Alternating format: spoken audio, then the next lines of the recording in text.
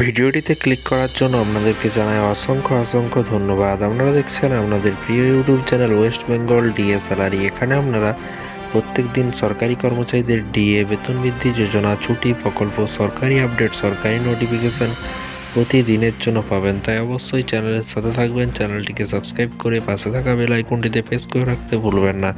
তো ফ্রেন্ডস, ইতিমধ্যেই রাজ্য সরকারি কর্মচারীদের ডিএ নিয়ে চলছে কিন্তু আন্দোলন। এরই মাঝে কিন্তু নরেন্দ্র মোদী সরকার এমনি কৃষকদের জন্য একটি দারুণ খুশির খবর দিল। কারণ যেই প্রকল্পে 6,000 টাকা পাচ্ছিলেন সেটা কিন্তু বৃদ্ধি করা হলো। কি বলা হয়েছে, এই প্রকল্পের টাকার পরিমাণ বাড়াবেন মোদি। কি বলা হয়েছে, এবার বাড়ানো হতে পারে প্রধানমন্ত্রী কিষাণ প্রকল্পের টাকার পরিমাণ। সামনে লোকসভা নির্বাচন, সকলেই কিন্তু জানেন। এই প্রকল্পে কৃষকদের আর্থিক সাহায্য করার জন্য টাকার পরিমাণ বৃদ্ধি করা হতে পারে বলে এরকমটাই কিন্তু মনে করা হচ্ছে।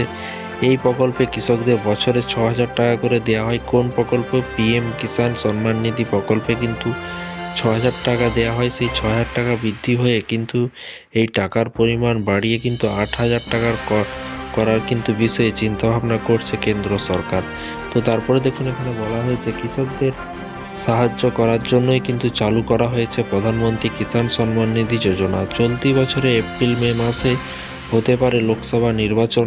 তার আগেই কৃষকদের যে 6,000 টাকা করে দেয়া হয় পরিমাণ, সেই 6,000 টাকার পরিমাণ বৃদ্ধি করা হতে পারে বলে সূত্রের খবর। এরই সঙ্গে প্রধানমন্ত্রী গরিব কল্যাণ অন্ন যোজনায় সুবিধাগুলিও কিন্তু বৃদ্ধি করা হতে পারে। খুব তাড়াতাড়ি এই বিষয়ে চূড়ান্ত সিদ্ধান্ত নেওয়া হবে বলে সূত্রের খবর। তো ফ্রেন্ডস, পুরো ভিডিওটি বুঝতে পারলেন। এই ছিল আজকে একটি ছোট্ট আপডেট। পিএম কিষাণ সম্মান নিধি যোজনায় কিন্তু 8,000 টাকা করার চিন্তাভাবনা করছে মোদী সরকার।